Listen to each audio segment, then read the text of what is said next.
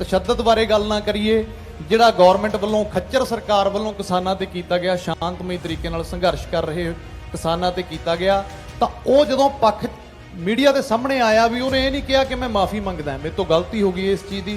कहता जी तुसीं मेरी गल क्यों कर रहे हो, जिहड़ियां बाकी बरादरियां दे उत्थे लोग भी आए हुए सी, तुसीं उन्हां ते सवाल नहीं चुक रहे, तुसीं मैनूं कल्ले नूं टारगेट कर रहे हो।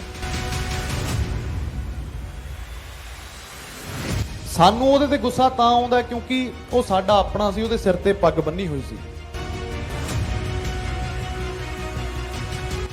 ਉਹ ਇੱਕ ਆਪਦੇ ਜਿਹੜੇ ਉੱਤੇ ਉਹਨਾਂ ਦੇ ਅਫਸਰ ਬੈਠੇ ਉਹਨਾਂ ਨੂੰ ਖੁਸ਼ ਕਰਨ ਦੇ ਲਈ, ਆਪਦੀ ਇੱਕ ਚੌਧਰ ਕ੍ਰੀਏਟ ਕਰਨ ਦੇ ਲਈ ਕਿ ਮੈਂ ਬਹੁਤ ਵੱਡਾ ਅਫਸਰ ਹਾਂ ਤੇ ਮੈਂ ਕਿਸਾਨਾਂ ਤੇ ਲਾਠੀ ਚਾਰਜ ਕਰਕੇ ਆਪਦੇ ਜਿਹੜੇ ਮੇਰੇ ਉੱਤੇ ਅਫਸਰ ਨੇ ਮੈਂ ਉਹਨਾਂ ਨੂੰ ਖੁਸ਼ ਕਰ ਲੂੰਗਾ।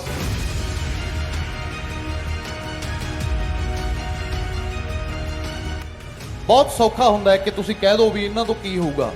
ये मोर्चा अज इन्नी चढ़दी कला च तां चल रहा क्योंकि ये एक सिस्टम के हिसाब नाल चल रहा कि जे तां पेपरां वालियां वोटां होईयां फिर तां चलो बीजेपी मुद्दे मूँह जाके डिगूगी, हारूगी। हुण जे जित्ते EVM दे नाल फिर ओहदा साडे कोल कोई हल नहीं।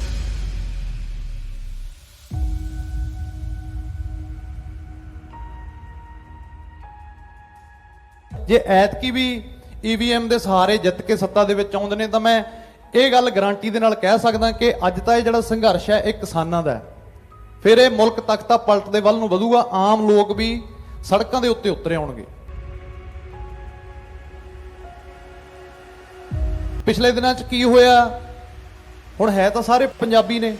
ਵਿਰਾਟ ਕੋਹਲੀ ਇੰਗਲੈਂਡ ਦੇ ਵਿੱਚ ਖੇਡਣ ਗਿਆ ਤੇ 7ਵੀਂ 8ਵੀਂ ਵਾਰੀ 0 ਤੇ ਆਊਟ ਹੋ ਗਿਆ, ਤਾਂ ਕਿਸੇ ਨੇ ਟਿੱਪਣੀ ਕੀਤੀ ਕਿ ਇਹ ਬੰਦਾ ਵੀ ਟੂਗੈਦਰ ਇੰਡੀਆ ਦੇ ਹੱਕ 'ਚ ਸੀ, ਇਹਨੇ ਹੈਸ਼ਟੈਗ ਚਲਾਇਆ ਤੇ ਕਿਸਾਨਾਂ ਦੇ ਪੱਖ 'ਚ ਨਹੀਂ ਆਇਆ, ਤਾਂ ਇਹ ਰੱਬ ਨੇ ਇਹਦੇ ਮੂੰਹ ਤੇ ਚਪੇੜ ਮਾਰੀ ਹੈ।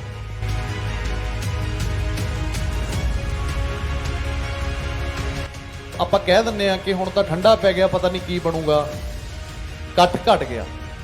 ਤਾਂ ਜੇ ਕੱਟ ਘਟ ਗਿਆ ਤਾਂ ਗੌਰਮੈਂਟ 'ਚ ਅੱਜ ਵੀ ਇੰਨੀ ਤਾਕਤ ਨਹੀਂ ਕਿ ਉਹ ਉੱਥੋਂ ਸਾਨੂੰ ਖਦੇੜ ਕੇ ਵਾਪਸ ਪੰਜਾਬ ਨੂੰ ਭੇਜ ਦੇਣਗੇ।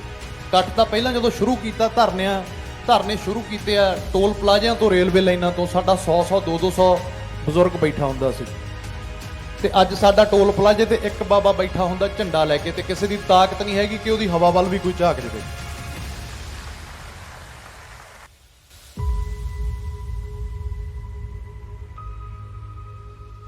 ਜੇ ਅਸੀਂ ਦੱਸੀਏ ਕਿ ਅਸੀਂ ਕੀ ਪ੍ਰਾਪਤ ਕਰ ਲਿਆ, ਜਿੱਥੇ ਵਿਆਹਾਂ ਦੇ ਵਿੱਚ ਇਹ ਗੀਤ ਚੱਲਦੇ ਹੁੰਦੇ ਸੀ ਵੀ 2 ਪੈਗ ਲਾ ਲਓ, 3 ਪੈਗ ਲਾ ਲਓ, ਚੱਕ ਲਓ, ਗੋਲੀ ਚਲਾ ਦਿਓ, ਅੱਜ ਉੱਥੇ ਸਾਡੇ ਸਾਰੇ ਵਿਆਹ ਨੇ ਜਿਹੜੇ ਉਹ ਕਿਸਾਨੀ ਵਾਲੇ ਗੀਤਾਂ ਤੇ ਟੱਪ ਜਾਂਦੇ ਆ।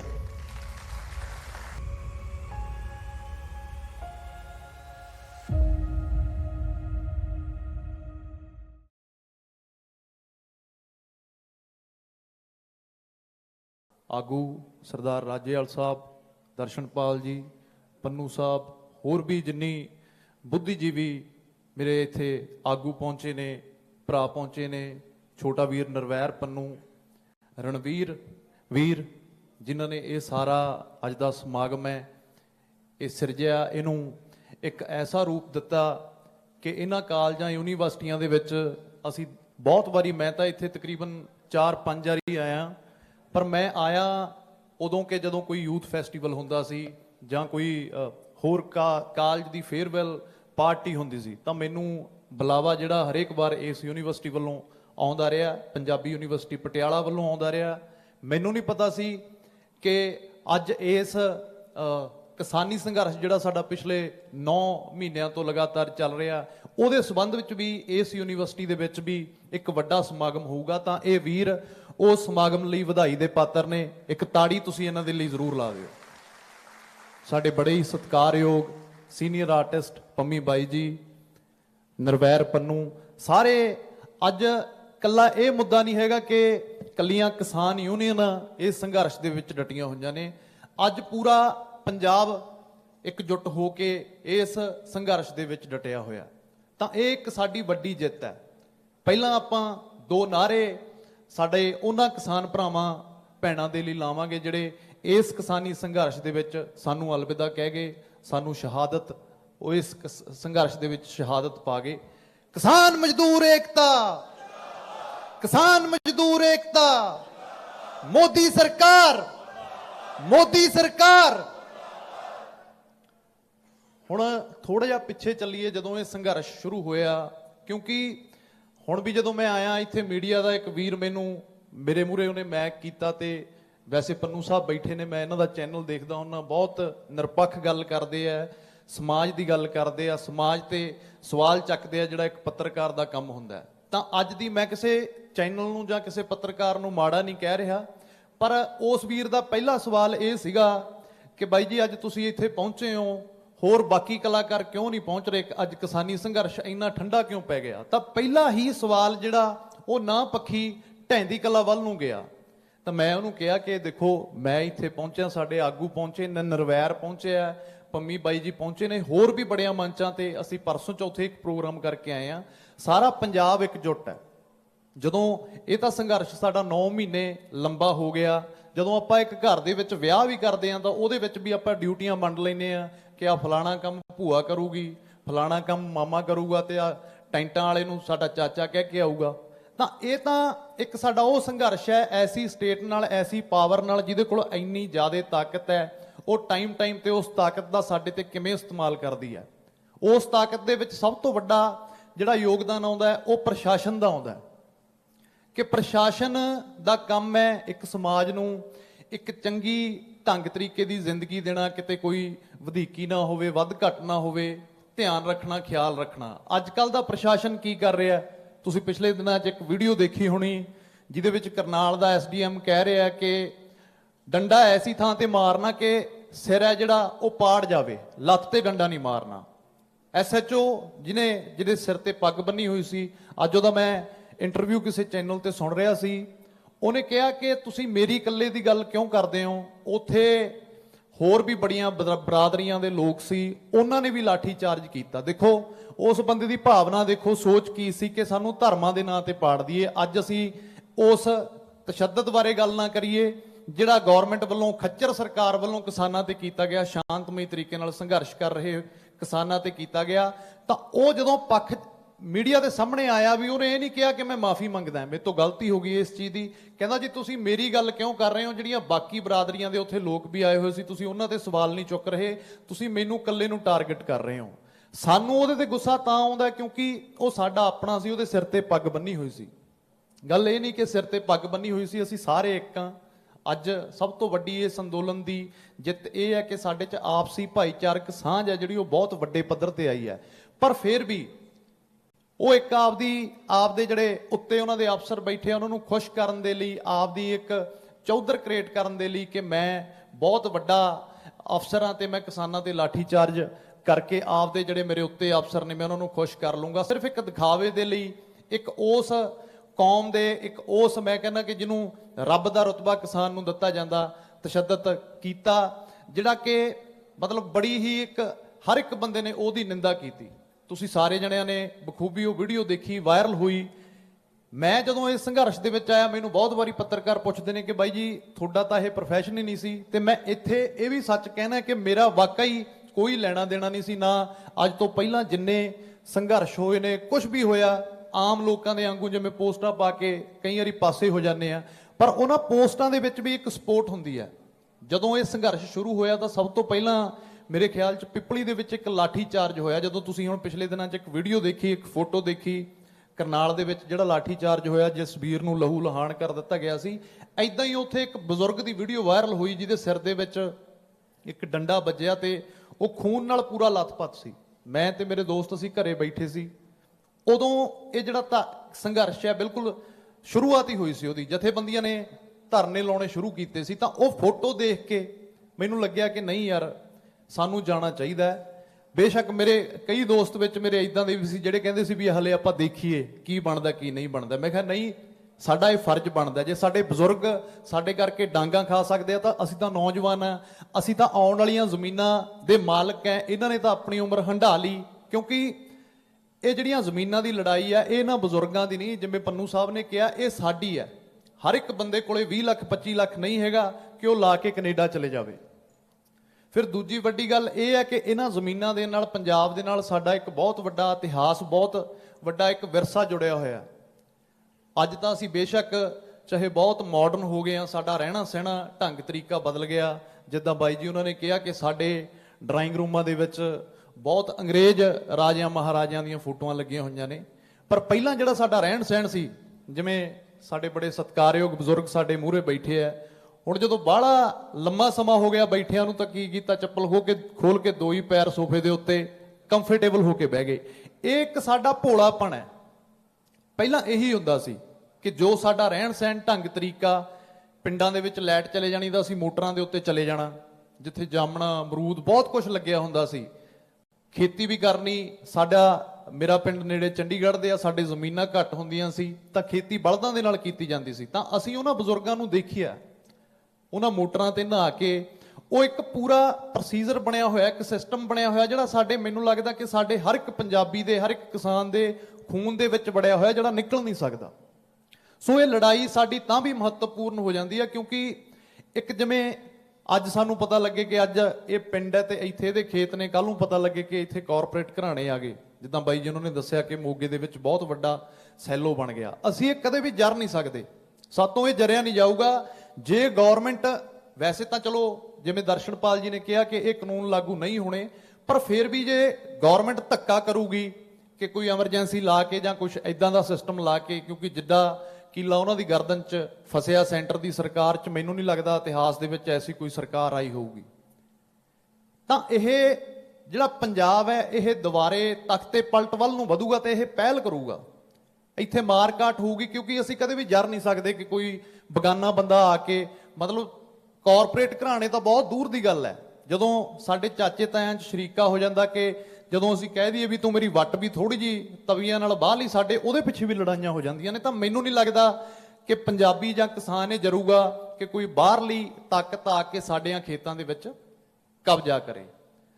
ਦੂਜੀ ਗੱਲ ਇਹ ਹੈ ਕਿ ਕਈ ਵੀਰ ਹੁਣ ਕਹਿ ਦਿੰਦੇ ਆ ਕਿ ਸੰਘਰਸ਼ ਆ ਜਿਹੜਾ ਬਹੁਤ ਲੰਬਾ ਪੈ ਗਿਆ।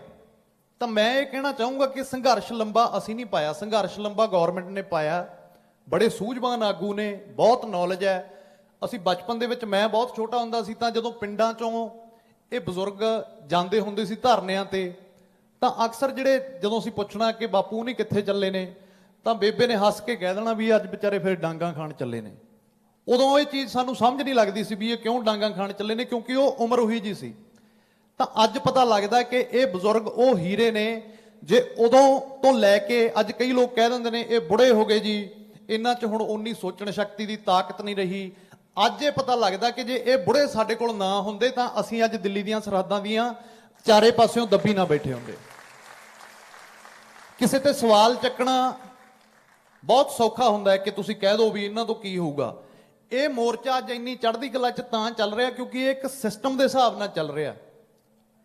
ਹੁਣ ਜਦੋਂ ਅਸੀਂ ਇਸ ਸੰਘਰਸ਼ ਦੇ ਵਿੱਚ ਨਿਕਲੇ, ਇੱਕ ਕਲਾਕਾਰ ਸੀ, ਤੁਸੀਂ ਬਹੁਤ ਮਾਣ ਸਤਿਕਾਰ ਦਿੰਦੇ ਹੋ, ਪਿਆਰ ਦਿੰਦੇ ਹੋ। ਦੂਜਾ ਕਿਸਾਨੀ ਨਾਲ ਅੱਜ ਅਸੀਂ ਨਹੀਂ, ਸਾਰਾ ਪੰਜਾਬ ਹੀ ਜੁੜ ਗਿਆ, ਸਾਰਾ ਭਾਰਤ ਹੀ ਜੁੜ ਗਿਆ। ਤਾਂ ਬਹੁਤ ਲੋਕ ਚਾਰੇ ਪਾਸਿਓਂ ਆ ਕੇ, ਕਈ ਵਾਰੀ ਸਾਨੂੰ ਵੀ ਇਹ ਫੀਲ ਆਉਣ ਲੱਗ ਗਿਆ ਕਿ ਬਸ ਹੁਣ ਤਾਂ ਜਿਹੜੀ ਲੀਡਰੀ ਹੈ ਉਹ 2 ਮਿੰਟ ਦਾ ਕੰਮ ਹੈ, ਬਸ ਲੀਡਰ ਹੈ ਹੁਣ। ਚਾਰੇ ਪਾਸਿਓਂ ਜਦੋਂ ਜਿਆਦੇ ਬਾਈ ਜੀ ਹੋਣ ਲੱਗੇ, ਪਰ ਅਸੀਂ ਅੱਜ ਤੱਕ ਇਸ ਮੋਰਚੇ 'ਚ ਤਾਂ ਨਹੀਂ ਅਨਬੈਲੈਂਸ ਹੋਏ ਕਿਉਂਕਿ ਅਸੀਂ ਇੱਕ ਸਿਸਟਮ ਦੇ ਨਾਲ ਚੱਲਦੇ ਹਾਂ। ਮੈਂ ਇੱਥੇ ਦੱਸ ਦੇਣਾ ਚਾਹੁੰਦਾ ਕਿ ਜਦੋਂ ਅਸੀਂ ਦਿੱਲੀ ਨੂੰ ਵੀ ਜਾਣਾ ਸੀ, ਸਾਡੀਆਂ ਕਿਸਾਨ ਭਵਨ ਚੰਡੀਗੜ੍ਹ ਮੀਟਿੰਗਾਂ ਹੁੰਦੀਆਂ ਸੀ, ਜਦੋਂ 32 ਜਥੇਬੰਦੀਆਂ ਸੀ ਪੰਜਾਬ ਦੀਆਂ, ਇਹਨਾਂ 3 ਕਾਲੇ ਕਾਨੂੰਨਾਂ ਤੇ ਉਹ ਇੱਕ ਹੋ ਗਈਆਂ। ਤੇ ਸਭ ਤੋਂ ਪਹਿਲਾਂ ਜਿਹੜਾ ਸਮਰਥਨ ਸੀ ਸਾਡੀ ਇੰਡਸਟਰੀ ਨੇ ਇਹਨਾਂ ਨੂੰ ਦਿੱਤਾ ਕਿ ਜਿੱਥੋਂ ਤੱਕ ਵੀ ਇਹ ਸੰਘਰਸ਼ ਜਾਊਗਾ ਅਸੀਂ ਤੁਹਾਡੇ ਨਾਲ ਚੱਲਾਂਗੇ, ਤੁਸੀਂ ਸਾਡੀਆਂ ਡਿਊਟੀਆਂ ਲਾ ਦਿਓ। ਅੱਜ ਵੀ ਠੀਕ ਹੈ, ਲੰਬਾ ਪੈ ਗਿਆ, 9 ਮਹੀਨੇ ਹੋ ਗਏ, ਪਰ ਜੇ 9 ਮਹੀਨੇ ਹੋ ਗਏ ਲੰਬਾ ਪੈ ਗਿਆ ਤਾਂ ਜੇ ਆਪਾਂ ਕਹਿ ਦਿੰਦੇ ਆ ਕਿ ਹੁਣ ਤਾਂ ਠੰਡਾ ਪੈ ਗਿਆ, ਪਤਾ ਨਹੀਂ ਕੀ ਬਣੂਗਾ, ਇਕੱਠ ਘਟ ਗਿਆ। ਤਾਂ ਜੇ ਇਕੱਠ ਘਟ ਗਿਆ ਤਾਂ ਗਵਰਨਮੈਂਟ 'ਚ ਅੱਜ ਵੀ ਇੰਨੀ ਤਾਕਤ ਨਹੀਂ ਕਿ ਉਹ ਉੱਥੋਂ ਸਾਨੂੰ ਖਦੇੜ ਕੇ ਵਾਪਸ ਪੰਜਾਬ ਨੂੰ ਭੇਜ ਦੇਣਗੇ। ਇਕੱਠ ਤਾਂ ਪਹਿਲਾਂ ਜਦੋਂ ਸ਼ੁਰੂ ਕੀਤਾ, ਧਰਨੇ ਸ਼ੁਰੂ ਕੀਤੇ ਆ ਟੋਲ ਪਲਾਜ਼ਿਆਂ ਤੋਂ, ਰੇਲਵੇ ਲਾਈਨਾਂ ਤੋਂ, ਸਾਡਾ 100 200 ਬਜ਼ੁਰਗ ਬੈਠਾ ਹੁੰਦਾ ਸੀ। ਤੇ ਅੱਜ ਸਾਡਾ ਟੋਲ ਪਲਾਜ਼ੇ ਤੇ ਇੱਕ ਬਾਬਾ ਬੈਠਾ ਹੁੰਦਾ ਝੰਡਾ ਲੈ ਕੇ, ਤੇ ਕਿਸੇ ਦੀ ਤਾਕਤ ਨਹੀਂ ਹੈਗੀ ਕਿ ਉਹਦੀ ਹਵਾ ਵੱਲ ਵੀ ਕੋਈ ਝਾਕ ਜਾਵੇ। ਇਕੱਠ ਹੋਣਾ ਨਹੀਂ ਹੋਣਾ ਇਹ ਮੈਟਰ ਨਹੀਂ ਕਰਦਾ। ਹੁਣ ਜਦੋਂ ਇੰਨਾ ਲੰਬਾ ਹੋ ਗਿਆ, ਪਿੱਛੇ ਕੰਮ ਵੀ ਨੇ, ਆਪਦਾ ਪਰਿਵਾਰ ਵੀ ਪਾਲਣਾ, ਰੁਜ਼ਗਾਰ ਵੀ ਆ। ਪਹਿਲਾਂ ਸਾਡਾ ਇਹ ਸੰਘਰਸ਼ ਹੈ, ਅਸੀਂ ਮੰਨਦੇ ਹਾਂ। ਪਿਛਲੇ ਦਿਨਾਂ 'ਚ ਅਸੀਂ ਉੱਤਰਾਖੰਡ ਯੂਪੀ ਵੱਲ ਜਾ ਕੇ ਆਏ ਹਾਂ, ਸਾਰੇ ਪਾਸੇ ਜਾ ਕੇ ਆਏ ਹਾਂ, ਹਰ ਇੱਕ ਬੰਦਾ ਚੜ੍ਹਦੀ ਕਲਾ 'ਚ ਹੈ। ਫਿਰ ਕਈ ਲੋਕ ਕਹਿ ਦਿੰਦੇ ਨੇ ਵੀ ਅਸੀਂ ਕੀ ਖੱਟਿਆ, ਇੰਨਾ ਪੈਸਾ ਲਾਤਾ, ਅੱਧੇ ਪੰਜਾਬ ਦਾ ਕਰਜ਼ਾ ਉਤਰ ਜਾਣਾ ਸੀ। ਦੇਖੋ ਉਹ ਮਾਨਸਿਕਤਾ ਦੇਖੋ, ਜਿਹੜੇ ਲੋਕ ਸਵਾਲ ਕਰਦੇ ਆ ਕਿ ਕਿਹੋ ਜਿਹੀ ਹੈ।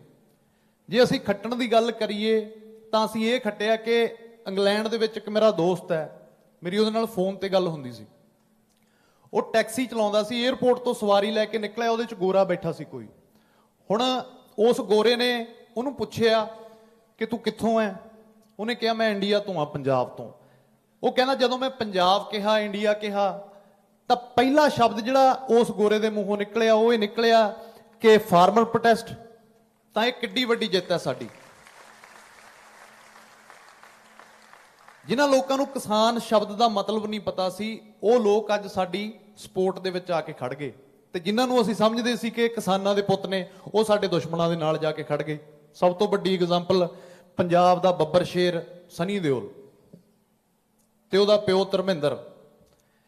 ਤਾਂ ਸਾਨੂੰ ਇਹ ਮਾਣ ਹੁੰਦਾ ਸੀ ਕਿ ਸਾਡਾ ਗਵਾਂਢੀ ਪਿੰਡ ਹੈ ਸਾਹਨੇਵਾਲ ਧਰਮਿੰਦਰ ਦਾ, ਕਿ ਅਸੀਂ ਧਰਮਿੰਦਰ ਦੇ ਗਵਾਂਢੀਆਂ ਤੇ ਸਨੀ ਦਿਓਲ ਦੇ ਗਵਾਂਢੀਆਂ। ਕਹਿੰਦੇ ਮਿਲੇ ਤਾਂ ਸਨੀ ਦਿਓਲ ਨੂੰ ਨਹੀਂ ਸੀ, ਪਰ ਫਿਰ ਵੀ ਆਪਣਾਪਣ ਲੱਗੀ ਜਾਂਦਾ ਸੀ ਵੀ ਨਹੀਂ ਯਾਰ ਸਾਡਾ ਆਪਣਾ ਹੈ, ਪੰਜਾਬ ਦੀ ਗੱਲ ਕਰਦਾ।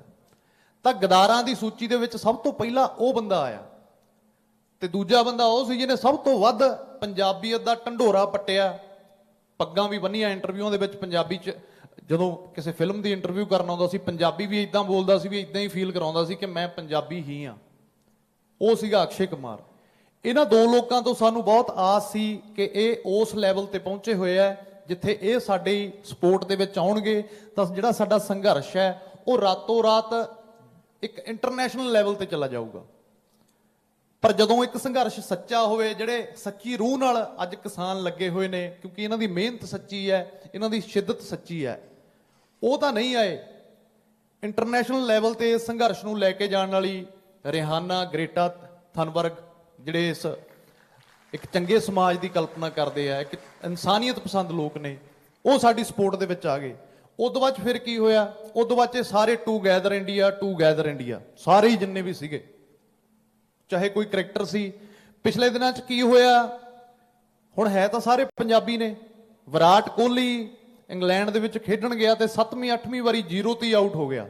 ਤਾਂ ਕਿਸੇ ਨੇ ਟਿੱਪਣੀ ਕੀਤੀ ਕਿ ਇਹ ਬੰਦਾ ਵੀ ਟੂਗੈਦਰ ਇੰਡੀਆ ਦੇ ਹੱਕ 'ਚ ਸੀ, ਇਹਨੇ ਹੈਸ਼ਟੈਗ ਚਲਾਇਆ ਤੇ ਕਿਸਾਨਾਂ ਦੇ ਪੱਖ 'ਚ ਨਹੀਂ ਆਇਆ, ਤਾਂ ਇਹ ਰੱਬ ਨੇ ਇਹਦੇ ਮੂੰਹ ਤੇ ਚਪੇੜ ਮਾਰੀ ਹੈ। ਤਾਂ ਦੇਖੋ ਇੱਕ ਸੱਚੇ ਸੰਘਰਸ਼ ਦੇ ਨਾਲ ਵਾਹਿਗੁਰੂ ਕਿਵੇਂ ਖੜਦਾ। ਪਿਛਲੇ ਦਿਨਾਂ 'ਚ ਤੁਸੀਂ ਦੇਖਿਆ ਹੋਣਾ ਕਿ ਜਲੰਧਰ ਇੱਕ ਧਰਨਾ ਲੱਗਿਆ ਬਹੁਤ ਵੱਡਾ ਕਿਸਾਨਾਂ ਦਾ। ਪਹਿਲਾਂ ਵੀ ਦੁਆਬੇ ਦੀਆਂ ਜਥੇਬੰਦੀਆਂ ਬਹੁਤ ਸੰਘਰਸ਼ ਕਰਦੀਆਂ ਰਹੀਆਂ ਨੇ ਫਸਲਾਂ ਦੇ ਰੇਟ ਨੂੰ ਲੈ ਕੇ, ਪਰ ਉਹ ਸੰਘਰਸ਼ ਬਹੁਤ ਲੰਬੇ ਚਲੇ ਜਾਂਦੇ ਸੀ। ਰਾਜੇਵਾਲ ਸਾਹਿਬ ਉਹਨਾਂ ਨੇ ਵੀ ਬਹੁਤ ਸੰਘਰਸ਼ ਕੀਤੇ ਆ। ਅੱਜ ਉਹ ਸੰਘਰਸ਼ 4 ਦਿਨਾਂ ਦੇ ਵਿੱਚ ਅਸੀਂ ਕਿਉਂ ਜਿੱਤ ਗਏ, ਕਿਉਂ ਗੰਨੇ ਦਾ ਰੇਟ ਲੈ ਲਿਆ? ਕਿਉਂਕਿ ਸੂਬੇ ਦੀਆਂ ਸਰਕਾਰਾਂ ਨੂੰ ਵੀ ਇਹ ਪਤਾ ਹੈ ਵੀ ਜੇ ਦਿੱਲੀ ਤੋਂ ਜਿਹੜੇ ਇੱਕ ਤਾਂ ਕੁੰਡਲੀ ਬਾਰਡਰ ਤੇ ਟਰੈਕਟਰ ਖੜੇ ਆ, ਇੱਕ ਮੂਹਰੇ ਸੁਖਦੇਵ ਢਾਬੇ ਕੋਲ ਖੜੇ ਆ, ਜੇ ਉਹਨਾਂ ਦਾ ਮੂੰਹ ਵੀ ਇੱਧਰ ਨੂੰ ਹੋ ਗਿਆ ਤੇ ਫਿਰ ਸਾਨੂੰ ਬਹੁਤ ਔਖਾ ਹੋ ਜਾਣਾ। ਸਾਨੂੰ ਤਾਂ ਲੋਕ ਪਹਿਲਾਂ ਨਹੀਂ ਪਿੰਡਾਂ 'ਚ ਵੜਨ ਦਿੰਦੇ। ਤਾਂ ਕਰਕੇ ਉਹ ਜਿਹੜਾ ਸੰਘਰਸ਼ ਆ ਅਸੀਂ ਬਹੁਤ ਘੱਟ ਸਮੇਂ ਦੇ ਵਿੱਚ ਜਿੱਤ ਗਏ।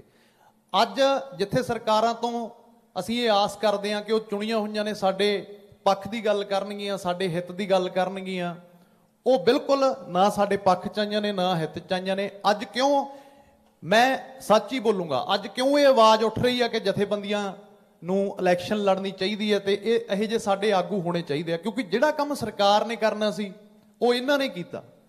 ਕੱਲਾ ਕਿਸਾਨੀ ਸੰਘਰਸ਼ ਦਿੱਲੀ ਦੀਆਂ ਸਰਹੱਦਾਂ ਤੇ ਨਹੀਂ ਲੜਿਆ, ਉਹ ਤਾਂ ਲੜ ਹੀ ਰਹੇ ਨੇ। ਮਹਿੰਗਾਈ ਦੇ ਖਿਲਾਫ ਵੀ ਜਦੋਂ ਧਰਨਾ ਲਾਉਣਾ ਹੈ, ਜੇ ਅੱਜ ਸਰਕਾਰ ਕੋਈ ਗੱਲ ਕਹਿੰਦੀ ਹੈ ਤਾਂ ਲੋਕ ਪਿੰਡਾਂ 'ਚ ਮਜ਼ਾਕ ਬਣਾ ਦਿੰਦੇ ਆ ਕਿ ਯਾਰ ਹੁਣ ਅਸੀਂ ਤੁਹਾਡੀ ਗੱਲ ਮੰਨਾਂਗੇ। ਜਦੋਂ ਜਥੇਬੰਦੀ ਕੋਈ ਕਾਲ ਦਿੰਦੀ ਆ, ਸੰਯੁਕਤ ਮੋਰਚਾ ਕੋਈ ਕਾਲ ਦਿੰਦਾ, ਹਰ ਇੱਕ ਬੰਦਾ ਆਪਦੀ ਜ਼ਿੰਮੇਵਾਰੀ ਸਮਝਦਾ ਹੋਇਆ ਉਸ ਕਾਲ ਤੇ ਫੁੱਲ ਚੜਾਉਂਦਾ ਕਿ ਨਹੀਂ ਯਾਰ ਇਹ ਸਾਡੀ ਸਾਰਿਆਂ ਦੀ ਲੜਾਈ ਹੈ, ਇਹ ਸਾਂਝੀ ਲੜਾਈ ਹੈ।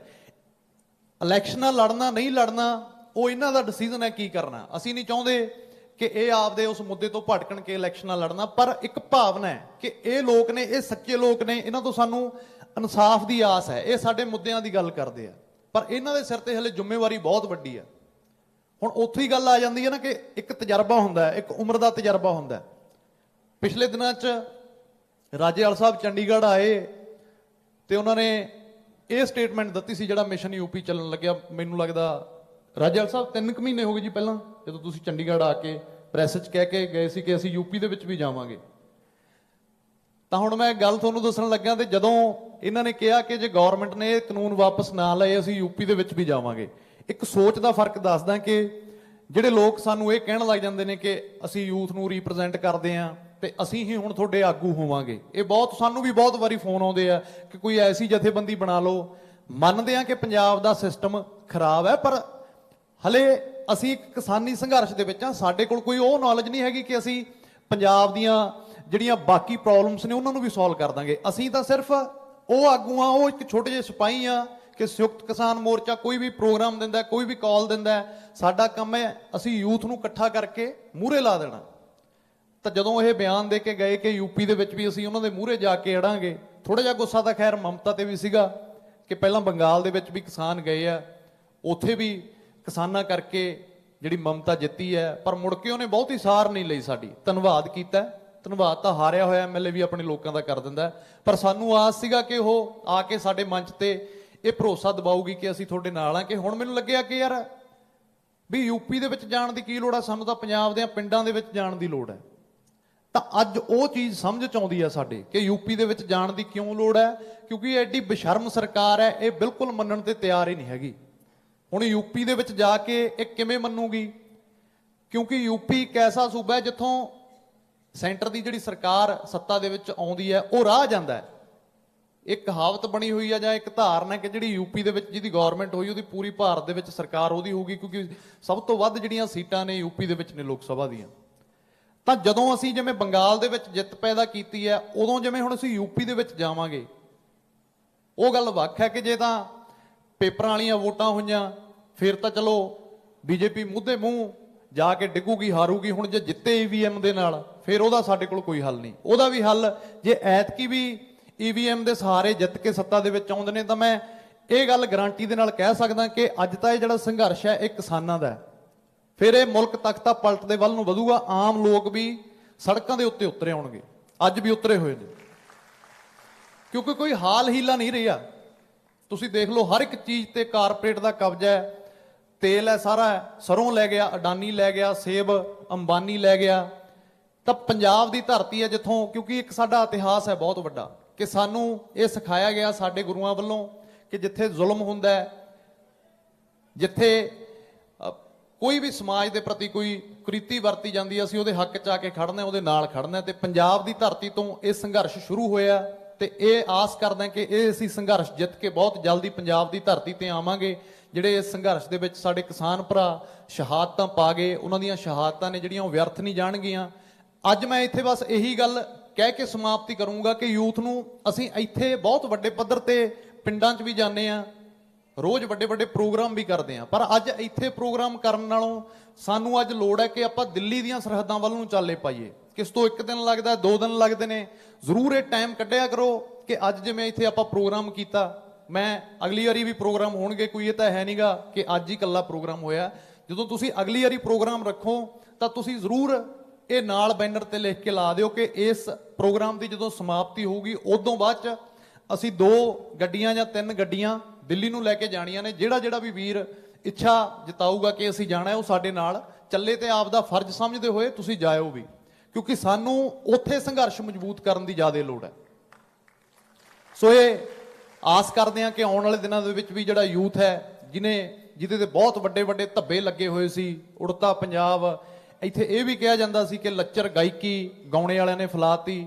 ਅੱਜ ਉਹੀ ਨੌਜਵਾਨ ਨੇ, ਉਹੀ ਸਾਡੇ ਵੀਰ ਨੇ ਜਿਨ੍ਹਾਂ ਨੂੰ ਇਹ ਕਿਹਾ ਜਾਂਦਾ ਸੀ ਕਿ ਇਹਨਾਂ ਦੀਆਂ ਬਾਹਾਂ ਦੇ ਵਿੱਚ ਚਿੱਟੇ ਦੀਆਂ ਸੂਈਆਂ ਰਹਿ ਗਈਆਂ, ਉਹੀ ਪੰਜਾਬੀ ਗਾਇਕ ਨੇ, ਇੰਡਸਟਰੀ ਹੈ। ਜੇ ਬਦਲਾਅ ਦੀ ਗੱਲ ਕਰੀਏ ਤਾਂ ਕਹਿੰਦੇ ਆ ਕਿ ਅਸੀਂ ਕੀ ਖੱਟ ਲਿਆ। ਮੈਂ ਇੱਕ ਧਰਨੇ ਦੇ ਨਾਲ ਰਿਲੇਟਡ ਨਹੀਂ ਕੁਝ ਦੱਸੂਗਾ, ਮੈਂ ਆਪਦੇ ਕਿੱਤੇ ਦੇ ਨਾਲ ਰਿਲੇਟਡ ਇੱਕ ਚੀਜ਼ ਦੱਸੂਗਾ। ਨਿਰਵੈਰ ਵੀ ਇੱਥੇ ਬੈਠਾ, ਹੁਣ 2 ਮਹੀਨਿਆਂ ਤੱਕ ਵਿਆਹਾਂ ਦੇ ਪ੍ਰੋਗਰਾਮ ਚੱਲਣ ਲੱਗ ਜਾਣੇ। ਜੇ ਅਸੀਂ ਦੱਸੀਏ ਕਿ ਅਸੀਂ ਕੀ ਪ੍ਰਾਪਤ ਕਰ ਲਿਆ, ਜਿੱਥੇ ਵਿਆਹਾਂ ਦੇ ਵਿੱਚ ਇਹ ਗੀਤ ਚੱਲਦੇ ਹੁੰਦੇ ਸੀ ਵੀ 2 ਪੈਗ ਲਾ ਲਓ, 3 ਪੈਗ ਲਾ ਲਓ, ਚੱਕ ਲਓ, ਗੋਲੀ ਚਲਾ ਦਿਓ, ਅੱਜ ਉੱਥੇ ਸਾਡੇ ਸਾਰੇ ਵਿਆਹ ਨੇ ਜਿਹੜੇ ਉਹ ਕਿਸਾਨੀ ਵਾਲੇ ਗੀਤਾਂ ਤੇ ਟੱਪ ਜਾਂਦੇ ਆ। 2.5 ਘੰਟੇ ਦਾ ਪ੍ਰੋਗਰਾਮ ਹੁੰਦਾ, 2.5 ਘੰਟੇ ਦੇ ਵਿੱਚ ਕਿਸਾਨੀ ਵਾਲਾ ਗੀਤ ਮੈਂ ਕਹਿੰਦਾ ਘੱਟੋ ਘੱਟ ਜੇ ਜ਼ਿਆਦਾ ਨਹੀਂ ਤਾਂ 20 ਵਾਰੀ ਗਾਉਣਾ ਪੈਂਦਾ।